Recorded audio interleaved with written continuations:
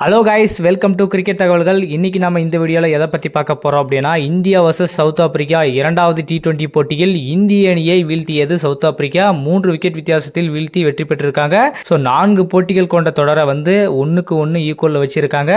So நேற்றைய போட்டியில் இந்திய அணி போட்டியை தோல்வியை சந்தித்ததற்கு ஒரு முக்கியமான காரணம் என்னன்னு பார்த்தீங்கன்னா, சரியான முறையில் பேட்டிங் பண்ணலையா அப்படின்ற கூட ஒரு கேள்வி இருக்கு.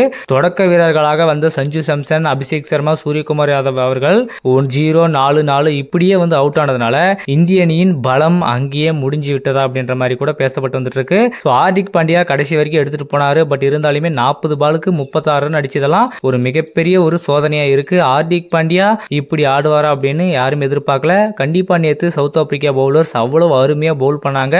இந்தியாவை தன்னுடைய கட்டுப்பாட்டுக்குள்ள கொண்டு வந்ததை அப்படியே பிடிச்சிட்டு போனாங்க. அதனாலதான் இந்திய அணியை வந்து 127 ரன்னுக்கு அடிக்க வைக்க முடிஞ்சது. ஸோ இருந்தாலுமே இந்திய அணியும் அந்த அளவுக்கு சலிச்சவங்க கிடையாது அப்படின்னு சொல்லிட்டு 127 ரன் டார்கெட்டுடன் இரண்டாவது இன்னிங்ஸை தொடங்கிய சவுத் ஆப்பிரிக்கா அணிக்கு மிகப்பெரிய ஒரு அதிர்ச்சியை வந்து காத்துட்டே இருந்துச்சு. நல்லாவே பவுல் பண்ணாங்க.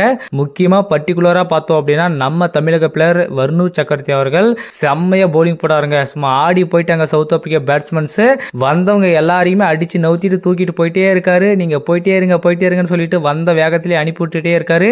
4 ஓவர் வீசி 17 ரன்னுக்கு 5 விக்கெட்டை வீழ்த்தி இருக்காரு. T20 போட்டியில அவருடைய முதல் 5 விக்கெட்டை வந்து வீழ்த்தி அசைத்திருக்காரு. நேற்று அவர் பண்ண சப்போர்ட்டை வேற பவுலர்ஸ் சப்போர்ட் பண்ணியிருந்தாங்கன்னா கண்டிப்பா இந்திய அணியின் வெற்றி மிகப்பெரிய ஒரு எளிமையான வெற்றியா இருந்திருக்கும். 127 ரன்ல வந்து அவ்வளவு சூப்பரா அருமையா வந்து அவர் மட்டும்தான் பவுல் பண்ணாரு. மற்ற பவுலர்ஸ்கள் வந்து நல்லா பண்ணியிருந்தா இன்னும் சூப்பரா வின் பண்ணியிருக்கலாம். ஹர்ஷிப் சிங் வந்து அந்த அளவுக்கு பர்ஃபார்மன்ஸ் கொடுக்கல.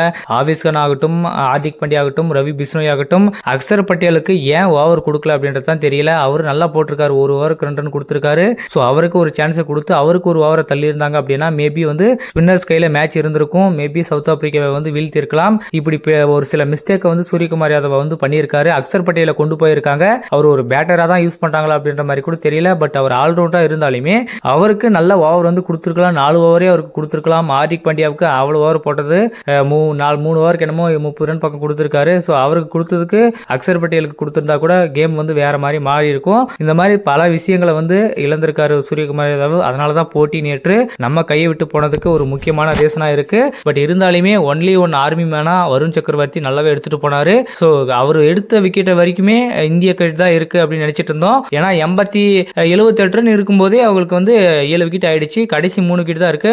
ட்ரிஸ்டன் ஸ்டப்ஸ் வந்து உள்ள நின்றுட்டு இருக்காரு. ஸோ அப்படி இருக்கும்போது ஒரு 40 ரன் பக்கம் அடிக்கணும், 3 விக்கெட் இருக்கு. அப்படி இருக்கும்போது ஸோ அழகா வந்து மேட்சை வந்து கொண்டு வந்திருக்கலாம். இந்திய அணி அந்த இடத்துல மிஸ்டேக் பண்ணி மேட்சை வந்து கோட்டை விட்டுட்டாங்க. ஸோ இது பிக் மிஸ்டேக். சூரியகுமார் யாதவ் இன்னும் இருக்கக்கூடிய 2 போட்டிகளில் இந்த தவறுகள் எல்லாம் செஞ்சாருன்னா கண்டிப்பா வந்து தொடரை இழந்துருவோம். ஸோ என்னென்ன மிஸ்டேக் வந்து இங்க நாம பண்ணோமோ அது எல்லாத்தையுமே திருத்திக்கிட்டு அடுத்த போட்டியில இன்னும் கம்பேக் பண்ணி தொடரை வில் பண்றதுக்கான முயற்சியில வந்து இந்திய அணி ஈடுபடணும் அப்படின்றது எல்லாருடைய எதிர்பார்ப்பா இருக்கு. ஸோ என்ன பண்ண போறாரு, அடுத்த போட்டியில் என்ன பண்ண போறாங்க, ஸோ இதே 11 இருக்க போறாங்களா இல்ல மாற்ற போறாங்களா அப்படின்றது அடுத்த அப்டேட்ல நம்ம பார்க்கலாம். ஓகே ஃப்ரெண்ட்ஸ், இந்திய அணியின் தோல்வி குறித்தும் வருண் சக்கரவர்த்தி 5 விக்கெட் எடுத்ததை பற்றியும் உங்களுடைய கருத்துக்கள் மறக்காம கமெண்ட்ல சொல்லுங்க.